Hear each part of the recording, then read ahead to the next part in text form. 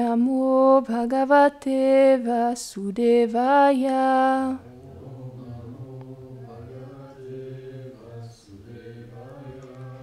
Om Namo Bhagavate Vasudevaya.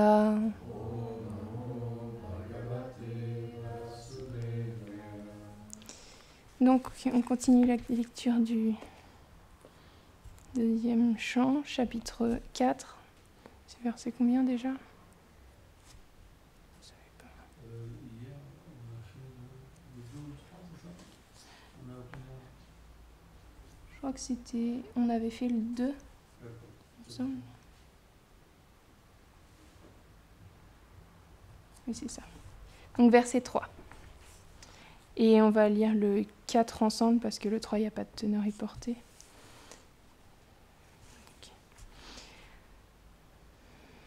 Paprachache mane vartamyan mam prichata satama Krishna nubhava shravane shradadhano mahamana. Traduction. Ô personne sainte, la question même que vous avez posée l'a été par ce personnage éclairé, Shri Parikshit, qui était attentif à écouter les activités glorieuses et les excellences divines du Seigneur Krishna. Verset 4. Samstam Vijnana Sanyasya Karma Traivarjikam Chayat Vasudeve Bhagavati Atma Bhavam Dridham Gata. Traduction. Quand le roi Parikshit vint à savoir l'approche imminente de sa mort, il abandonna tous les devoirs en vue d'atteindre dharma, les résultats des activités pieuses, artha, l'acquisition de biens, et kama, le plaisir des sens. Puis il se fixa dans la dévotion exclusive pour le Seigneur Vasudev, et avec un grand enthousiasme, il interrogea Shri Shukadev ainsi. Commentaire. Les âmes conditionnées sont généralement attirées par le fait d'effectuer des activités pieuses en vue de jouir de bonheur matériel dans cette vie comme dans la suivante. En grand dévot du Seigneur depuis son enfance, Parikshit put facilement, au moment de la mort, renoncer à toute forme d'action intéressée et fixer ses pensées sur Krishna envers qui il exprimait un amour spontané.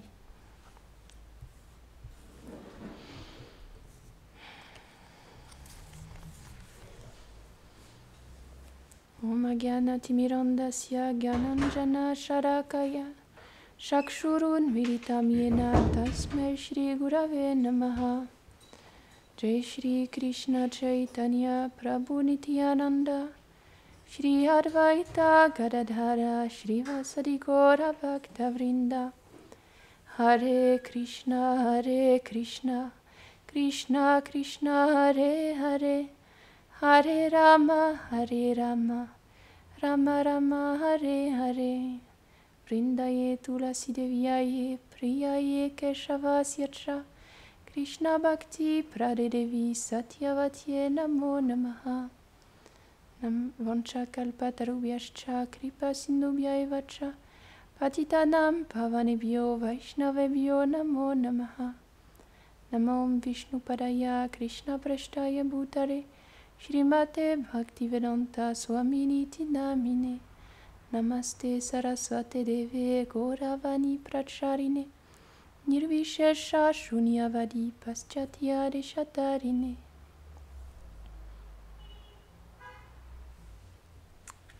Donc, je vais relire le verset. Quand le roi Parikshit vint à savoir l'approche imminente de sa mort, il abandonna tous les devoirs en vue d'atteindre dharma, artha et kama. Puis il se fixa dans la dévotion exclusive pour le Seigneur Vasudev, et avec un grand enthousiasme, il interrogea Shri Shukadev ainsi.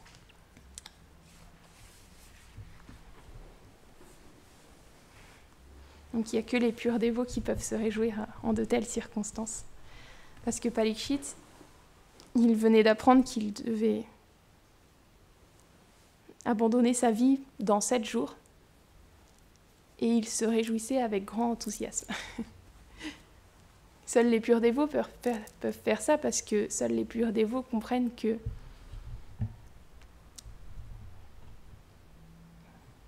Seuls les purs dévots savent que tout ce monde-là, il est temporaire et voué à la destruction, et ils sont seulement uniquement absorbés dans leur réalité.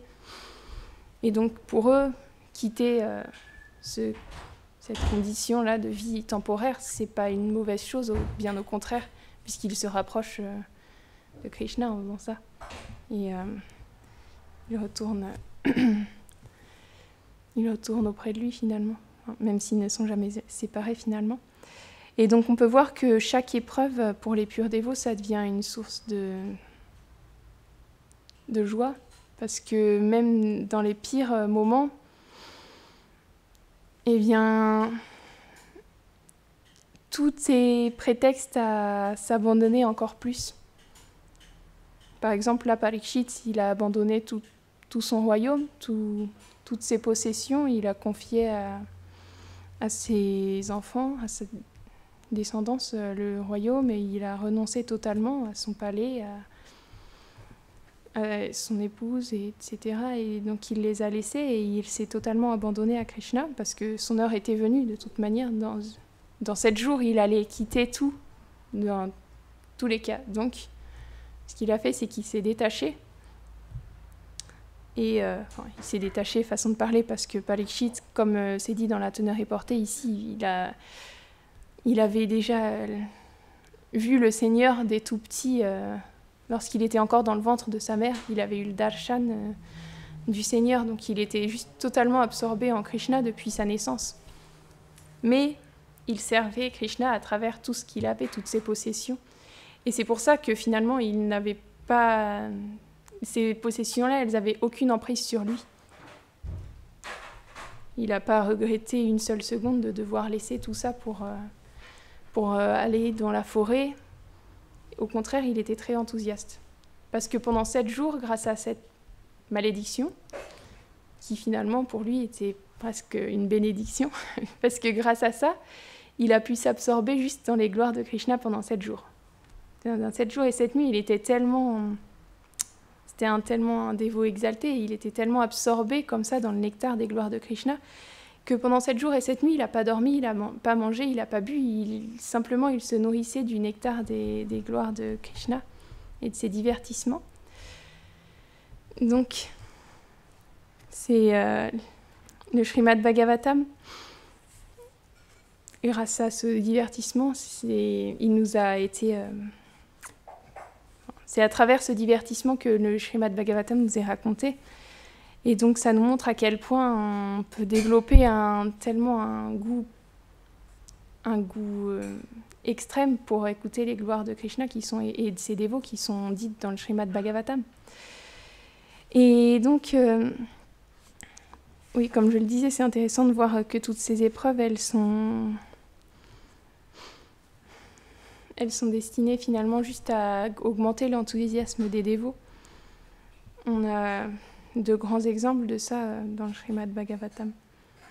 Et même dans toute la vie des dévots, on peut voir souvent il se passe des choses tellement difficiles à vivre, à comprendre. On peut se dire, mais pourquoi les purs dévots ils passent à travers de telles épreuves? Par exemple, Haridas Thakur, il a été fouetté sur 27 places de marché. C'est ça? 21. Je ne sais pas pourquoi j'ai dit 27. Donc 21 places de marché. Et donc, je veux dire, c'est étrange quand même qu'il leur arrive ça. Haridas Thakur, il était simplement absorbé dans les noms de Krishna. Il ne pouvait pas s'arrêter de chanter. Il chantait. Et il y a le dirigeant de cet endroit-là qui était un musulman, et il n'était pas forcément très satisfait de ça parce que, à la base, Haridas Thakur, il venait d'une famille musulmane, et donc le fait qu'il chante les noms hindous, c'était comme s'il reniait sa foi avec laquelle il était né. Et en plus de ça, il y avait des autres personnes qui s'étaient plaintes de lui parce qu'il chantait le Mahamantra haut et fort comme ça dans les rues, et c'était des hindous, mais qui n'appréciaient pas ça, de voir à quel point il chantait comme ça. Et donc, évidemment, ça a attiré l'envie, etc. Et donc, il y a des personnes qui se sont plaintes. Et c'est à cause de ça que on lui a demandé d'arrêter de chanter les noms de Krishna. Mais lui, il ne pouvait pas. C'était comme indissociable de lui. Même les noms, il chantait tout seul. Il ne pouvait pas s'arrêter de chanter. On peut voir que les purs dévots, c'est leur cas. Quand on voit l'exemple de Krishna Das Babali Maharaj, c'est le médecin qui avait mis un stéthoscope pour écouter son cœur et il entendait le Mahamantra. Donc les purs dévots, chaque cellule de leur corps, elle chante le Mahamantra. Ils sont juste totalement absorbés, mais vraiment fusionnés dans le Mahamantra. Et donc il ne pouvait pas chanter. Il l'a même dit à Haridas Thakur que même si on coupait son corps en morceaux, il continuerait de chanter. Alors qu'est-ce qui s'est passé? C'est qu'ils ont décidé de le faire fouetter sur des places de marché jusqu'à ce qu'il quitte sa vie, en fait. Et il y a des bourreaux qui ont été appelés pour ça. Donc c'était des personnes très puissantes, ils étaient vraiment forts. Et ils ont commencé à le fouetter sur 1, 2, 3 places de marché. Il continuait de chanter, il était juste absorbé. Il n'y avait aucun coup de fouet qui l'atteignait. Il n'était pas touché par ça parce que juste il était absorbé dans le Saint-Nom. Et au bout de 21 places de marché, les bourreaux ils lui ont demandé, parce qu'à ce moment-là, le dirigeant, je ne sais plus comment il s'appelait, mais c'est un quasi. C'est ok. pas forcément le chant quasi, c'est un quasi. Un quasi, ok. C'est pas forcément je suis pas sûr que c'est Le quadi, à cet endroit-là, il a dit aux bourreaux que s'ils n'arrivaient pas à tuer Haridas Thakur, à ce moment-là, ils tueraient leur famille. Donc ils ont redoublé d'efforts pour le tuer, pour pouvoir mettre fin à ça, mais ça ne marchait pas. Alors ils sont tombés à ses pieds, ils lui ont demandé, ils lui ont dit « Oh, si tu ne meurs pas, eh bien toute notre famille, elle va être tuée, alors s'il te plaît, fais quelque chose. » Et Haridas Thakur, c'est un pur dévot. Donc les purs dévots, ils sont tellement compassionnés, ils ne peuvent pas accepter d'être source de souffrance pour les autres. Alors qu'est-ce qu'il a fait? Il a semblé quitter son corps comme ça. Et donc il paraissait sans vie complètement. Alors ils se sont réjouis parce qu'ils avaient enfin réussi à le tuer. Et là, à ce moment-là, ils se sont dit, mais qu'est-ce qu'on va faire de son corps? Ils ne voulaient pas le brûler parce que c'était le rituel hindou pour une personne, pour quand une personne est morte. Donc ils ne voulaient pas faire un bon rituel pour lui, entre guillemets. Et ils ne voulaient pas l'enterrer non plus parce que c'était le rituel des musulmans. Donc ils se sont dit, on va le jeter simplement dans le Gange. Et ils l'ont jeté dans le Gange. Sauf que Haridas Thakur... il a repris conscience dans le Gange, il était simplement absorbé en samadhi, en fait, il n'était pas vraiment parti. Oui, c'est ça, il avait mis son âme dans sa moelle épinière. C'est un pouvoir mystique qui est les grands yogis, mais il y a aussi les grands dévots, parce que les grands dévots, ils ont tous des pouvoirs mystiques, même s'ils ne s'en servent pas, mais... Et donc, ensuite, il est sorti du Gange et il était encore plus rayonnant. Il était vraiment tellement rayonnant que c'était extraordinaire et tout le monde était ébloui par Haridas Thakur. Et donc, on peut voir, mais comment se fait-il qu'il ait pu vivre ça alors que c'était un pur dévot qui était juste absorbé dans les gloires de Krishna? Mais lui, il n'a pas été touché par ça. Et simplement, qu'est-ce que ça a fait? Ça l'a exalté encore plus. Ça a montré à quel point il était absorbé, et à quel point, lorsqu'on est absorbé dans les noms de Krishna, eh bien, on n'est plus touché par tout ce qui se passe aux alentours. Lui, c'est comme... Les purs dévots, ils sont aussi comparés à des lotus souvent parce que les lotus, les pétales, elles sont comme imperméables. Donc les gouttes d'eau, elles passent sur les pétales sans les toucher vraiment. Et ils sont au-dessus de l'eau comme ça et ils ne touchent pas vraiment l'eau. Et donc, toutes ces choses-là qui arrivent dans la vie des purs dévots, finalement, ça les touche pas vraiment parce qu'ils sont juste absorbés en Krishna, dans ses gloires, dans son nom, dans son souvenir. Et ça les comble pleinement. Et tout ce qui se passe aux alentours, c'est comme les gouttes d'eau sur un lotus qui passent et qui n'ont aucune influence sur eux.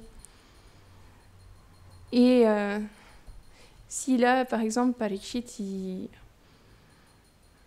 il a été maudit, finalement, la seule influence que ça a pu avoir sur lui, c'est de lui permettre de s'absorber encore plus dans sa réalité. Et donc, c'est comme une grande leçon, parce que dans ce monde-là, on apprend souvent à se battre pour avoir ce qu'on a. C'est vrai, on dit souvent ça, parce que pour tout, il faut se battre dans ce monde. C'est pour ça que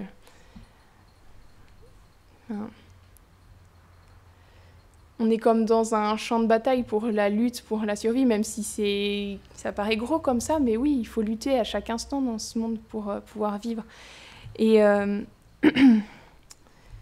pour pouvoir, par exemple, quand on voit pour avoir un travail, qu'est-ce qu'il faut faire? Il faut se vendre, il faut rabaisser les autres, il faut pouvoir dire que moi je suis mieux parce que...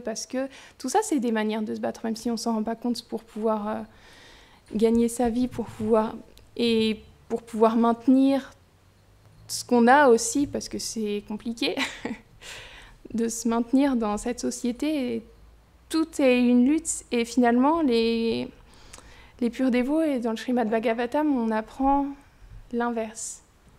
Comment on dit lâcher prise, mais dans le vocabulaire des dévots, c'est plus s'abandonner. Comment lever les bras, comme Draupadi, lorsque Dushasana a commencé à la dévêtir, à tirer son sari. Elle voulait pas ça, enfin, elle luttait encore, parce qu'elle tenait son sari. Et à la fin, elle tenait son sari même entre les dents, mais elle luttait de toutes ses forces parce que c'était une grande assemblée de rois, de guerriers. Et il y a même ses époux qui étaient là, et personne ne pouvait l'aider parce qu'elle avait été perdue dans un jeu. C'est une longue histoire. Janavadevi saurait l'expliquer avec beaucoup plus de détails, mais là, c'est juste pour parler de Draupadi et de son abandon, parce que à ce moment-là, elle luttait encore un peu, et Krishna, il était à Dwarka, et il ne pouvait pas venir tant qu'elle luttait un peu.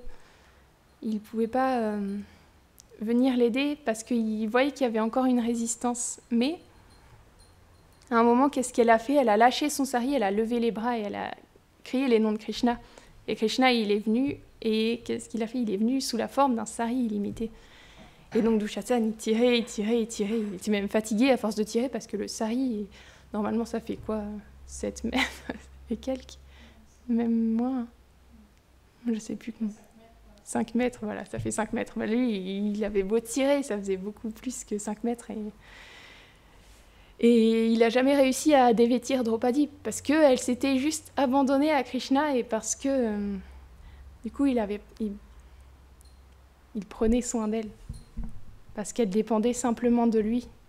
Les gopas, quand ils sont dans la forêt et qu'on voit qu'ils sont attaqués souvent par des démons, ils appellent toujours Krishna, leur ami, même s'ils le font sans avoir conscience que c'est Dieu, que c'est le Seigneur suprême. Ils le font comme ils appellent leur ami à l'aide. Et Krishna, il les aide toujours. Simplement, même on peut voir, même quand ils sont rentrés dans la gueule d'Agasura, ils savaient qu'il y avait quelque chose qui allait pas, parce que il était tellement grand, on pouvait pas se rendre compte, mais c'est décrit que c'était quand même la route, c'était sa langue, il y avait ses crocs énormes, parce que Agasura, c'est un serpent énorme, gigantesque. C'est un asura qui avait pris cette forme-là pour manger Krishna. Et donc, il y avait ses crocs, il y avait sa langue, il y avait une odeur pestilentielle qui se dégageait de sa gueule, parce que c'était un serpent. Et donc, ils se doutaient qu'il y avait quelque chose qui était pas normal, mais en même temps, ils se sont dit, oui, mais on peut y aller, de toute façon, Krishna, il nous aidera. Et Krishna, il les a vus et juste, il est venu les sauver parce qu'il savait qu'ils dépendaient juste de lui, les Gopas. Donc il est rentré aussi dans Aghasura et il l'a déchiré, il est sorti et tous les Gopas, ils ont repris vie parce que même ils avaient perdu conscience dans Aghasura parce que c'est un serpent, il est empoisonné. Et donc on peut voir à quel point les dévots ils sont juste abandonnés à Krishna, peu importe ce qui leur arrive, peu importe s'ils sont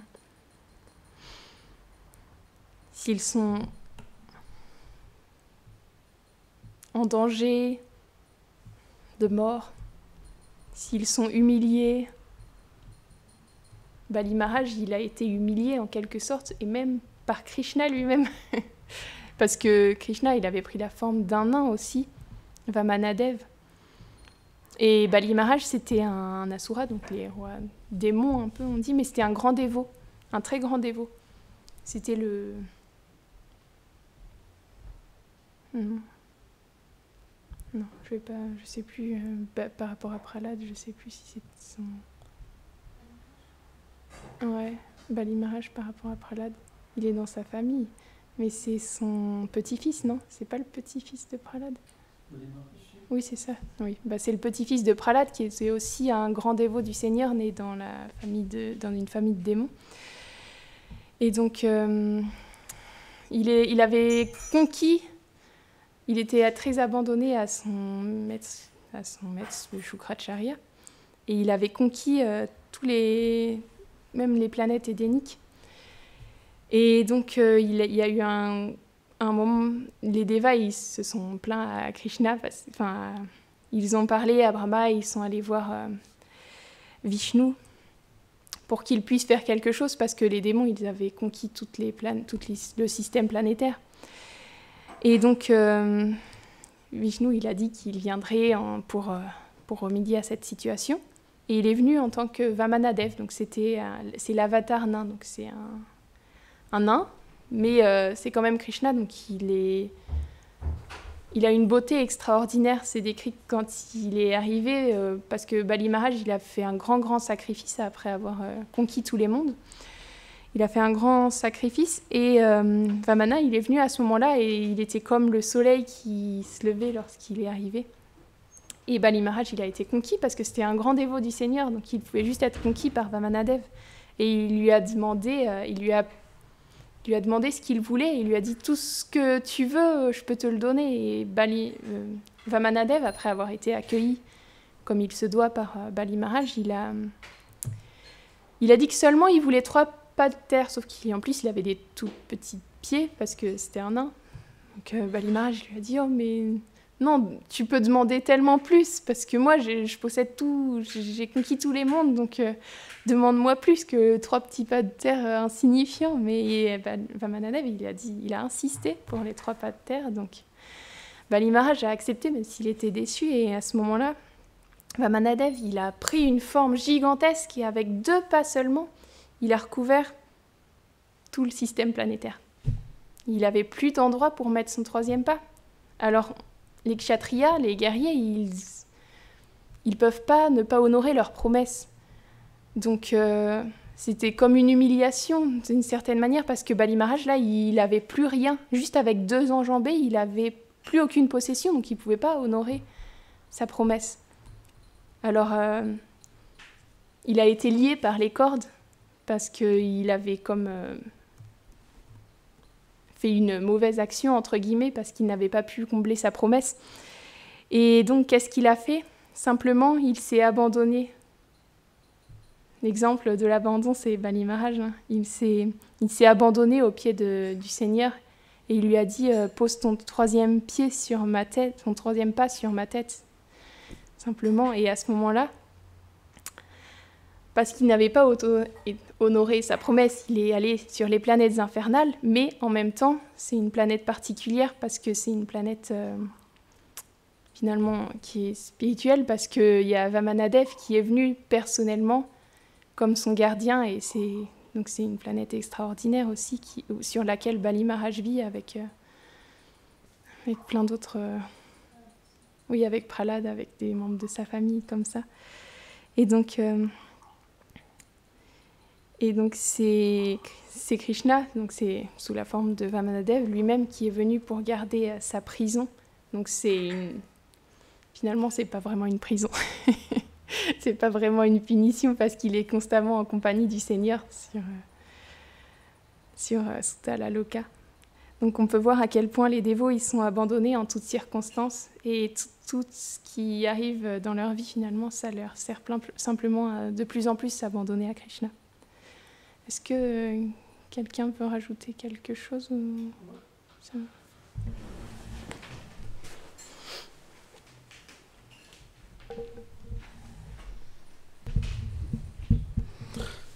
C'est un épisode qui est très très beau parce que en fait Bali Maharaj, bien qu'il était un démon, c'était un grand dévot. Et quand le Seigneur est apparu sous la forme d'un nain, il était tellement beau parce que le Seigneur il a toutes les qualités d'une manière illimitée, la beauté, la douceur. Et ils étaient tous fascinés par sa beauté. Et en fait, Bali Maharaj, il voulait absolument, faire la charité, parce qu'il était un brahmachari. Hein. Ça veut dire qu'il était venu pour mendier. Et à ce moment-là, comme disait Rasalila, il lui a dit « Je suis prêt à t'offrir ». En fait, il voulait tout. Il avait conquis le cœur de Bali Maharaj. C'était juste une façon de... Quand vous aimez quelqu'un et que vous faites un cadeau, c'est comme vous donnez votre cœur, quoi. Et donc, quand il a demandé 3 pas de terre, il l'a trouvé pas très intelligent. Je vais expliquer. Il dit quand même, c'est bizarre, je suis prêt à tout lui offrir. Il veut que 3 petits pas de terre minuscules. Et Sukracharya, à ce moment-là, son gourou, il lui a dit attention. C'est Vishnu, c'est le Seigneur suprême déguisé dans un nain. Par 2 enjambées de terre, il va prendre tout l'univers, et qu'est-ce que tu feras avec le 3e ? Il va tout te prendre, il va te déshonorer. Comme tu ne pourras pas respecter ta promesse, à ce moment-là, tu seras dans une condition d'esclave. Rejette cette promesse. En fait, c'est pas un déshonneur que de rejeter une situation si elle va nous causer la perte, même notre mort. En fait. Mais Bali Maharaj, en fait, en tant que dévot du Seigneur, il ne pouvait pas revenir sur sa promesse. Et comme il savait que c'était la volonté du Seigneur, il a considéré que c'était la meilleure chose pour lui. Et c'est intéressant parce que j'ai une femme là qui m'a contacté et qui s'inquiétait un petit peu pour quelque chose pour moi. Elle me dit oui, tu devrais faire attention, ceci, cela. Et je lui ai dit, tu sais, nous, c'est un concept différent. Un matérialiste, il va se protéger. Il va éviter une mauvaise condition pour essayer d'être toujours bien positionné. Mais en tant que dévot du Seigneur, si quelque chose vient, on doit l'accepter comme la miséricorde. Sans ça, on n'est plus un dévot. Vous comprenez ? On ne se bat pas contre l'environnement. On accepte que toutes les réactions qui viennent, elles sont une miséricorde particulière. Et c'est ce que Bali Maharaj, en fait, nous a enseigné. C'est pour ça qu'on devrait toujours avoir cette méditation sur Bali Maharaj. En fait, Bali Maharaj, quand l'environnement était défavorable, il l'a quand même accepté. C'est à ça qu'on reconnaît un dévot, c'est qu'il est abandonné à la volonté du Seigneur. Quelqu'un qui n'est pas un dévot, il a toujours peur, pour tout. Un démon, il voit toujours des amis et des ennemis. Des amis, des ennemis. Mais pas un dévot du Seigneur. Un dévot, il ne fait pas de différence. Il voit simplement l'action du Seigneur suprême. Et lorsqu'on lit, en fait, le divertissement de Bali Maharaj et qu'on médite dessus, on acquiert cette qualité, en fait, d'abandon. C'est quelque chose qui est très important. Parce que sans ça, on ne pourra pas progresser spirituellement. Si on voit dans des circonstances la dualité, mais pas le Seigneur suprême, alors c'est fini. Par exemple, dans ce monde, on parle de confrérie, mais ça dure combien de temps ? Ils sont frères 4-5 ans, après ils se détestent, ils se critiquent. C'est pas ça, être frère. On peut véritablement accepter même quelqu'un qui nous fait du mal comme un être aimant par la miséricorde du Seigneur. Quand quelqu'un nous fait du mal et qui veut nous détruire, parce qu'on le voit comme la volonté du Seigneur, on ne peut pas s'empêcher de l'aimer. C'est pour ça, par exemple, Jésus, il disait, mais qu'est-ce qu'il y a d'aimer juste des gens qu'on aime? Tout le monde peut faire ça. Mais aimez vos ennemis, même plus que ça, bénissez-les. Mais c'est quelque chose de très profond qu'un religieux ne peut pas comprendre. Ça veut dire qu'il va juste se dire « j'aime mon ennemi ». Mais en fait, un pur dévot, il voit vraiment l'action du Seigneur. Il voit l'action du Seigneur le dépouiller de toute position, de tout désir. Bali Maharaj avait tout perdu, mais il était complètement heureux. Et en fait, Bali Maharaj, il transfigure, il représente vraiment cette action du cœur du dévot, où plus le Seigneur le dépossède, et plus il devient heureux, parce qu'il goûte, plus il est dépossédé, puis il goûte le Seigneur. Et c'est quelque chose qui est merveilleux. Et ça ne peut pas être accompli à un niveau débutant de la dévotion. Ça vient vraiment quand la personne, elle voit Krishna agir dans sa vie, tout lui prendre, mais tout s'écroule, hein. Tout s'écroule, sa réputation, tout, mais il en devient de plus en plus satisfait. Il y a comme au début une incompréhension, une espèce de bataille, mais il ne peut pas, c'est le Seigneur.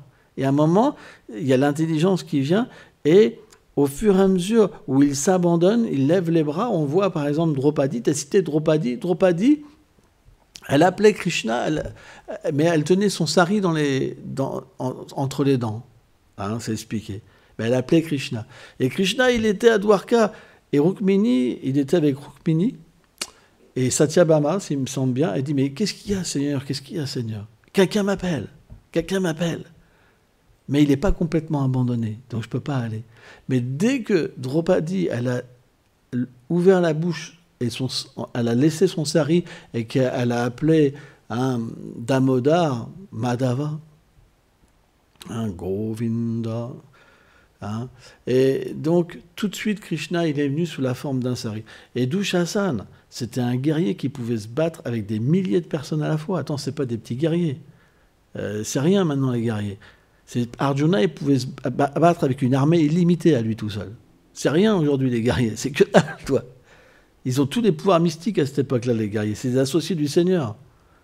C'est expliqué que une arme Brahmastra, elle peut détruire l'univers entier. Ils avaient des armes comme ça, toi. Truc de fou. Et ça pouvait détruire que les gens ciblés. Il n'y avait pas d'innocents qui pouvaient être détruits. Donc c'est très puissant, les guerriers. Très, très puissant. Hein. Et donc Dushasana, parce que c'était le Seigneur, il avait quand il tirait le sari, pourtant le sari c'est de la soie, il devenait épuisé, et à un point qu'il est tombé. Il ne comprenait rien, personne ne comprenait rien. Et en fait, tout le monde, hein, les gens qui étaient pieux, ils réalisaient en fait que c'était la magie du Seigneur suprême. C'est pour ça, un dévot, il ne peut pas être touché. Et il ne faut jamais essayer de se protéger par nous-mêmes. Si vous laissez le Seigneur vous protéger, alors vous obtiendrez toute protection. Mais ça, c'est une expérience, parce qu'au début, on ne peut pas. On a le réflexe de se protéger, on n'a pas de foi. Et c'est quelque chose qui va venir avec le temps. C'est pour ça que la force physique, c'est pas grand-chose. Ça impressionne un matérialiste, mais pas un dévot. Parce qu'il comprend que la force, ça peut être retirée. Quelqu'un peut être costaud et perdre toute sa force par la maladie. Ou avoir juste une voiture qu'il percute et être handicapé. C'est rien du tout. On voit par exemple l'acteur qui jouait Batman à un moment, il est devenu handicapé. Et il était super beau, il était super balèze. Et il avait un fan club en fait de femmes. Hein, et lui, il voulait juste se suicider en fait. Il voulait juste arrêter de vivre. Parce que de passer à être l'icône des femmes, à devenir handicapé et puis pouvoir bouger, c'est les retours de karma, c'est des fois tellement difficiles. Hein. Et alors, c'est pour ça, si on apprend véritablement à voir tout comme la miséricorde de Krishna, même si on est dans une situation la pire, on peut être le plus grand vainqueur. Parce que, en fait, le vrai bonheur, il se trouve dans le cœur. quand le Seigneur se révèle dans le cœur, on goûte une joie, mais qui est incommensurable. C'est pour ça, notre vie, elle est inversée. Tout est inversé dans la vie d'un dévot. Mais pour comprendre ça, il faut vraiment accepter le processus de chanter. Alors bien sûr, le chant, c'est pas facile au début.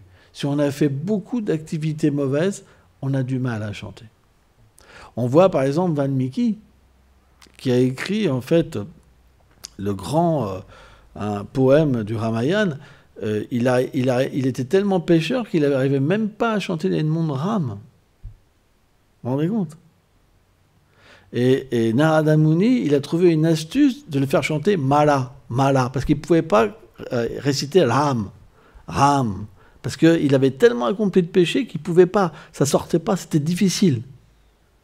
Donc il lui a dit, chante Mala, mais Mala, c'est Ram, sauf que les syllabes, ils sont déplacés. Donc Mala. En fait, le nom Ram a commencé donc à se chanter, et après il a même été élevé sur un plan où il a pu réaliser tous les divertissements du Seigneur à l'intérieur de lui-même. C'est pour ça qu'au début, c'est difficile de chanter. C'est difficile. Parce que quand on a acquis beaucoup d'activités pécheresses, on ne peut pas prononcer le nom du Seigneur. C'est extrêmement difficile. Mais si on le prononce, graduellement, l'effet va venir. C'est comme un médicament. Et les gens qui ont du plus le mal à le prononcer, à le chanter, ça peut être ceux qui ont plus de miséricorde après. Parce qu'ils ont naturellement une réalisation. Voilà. On ne va pas chanter.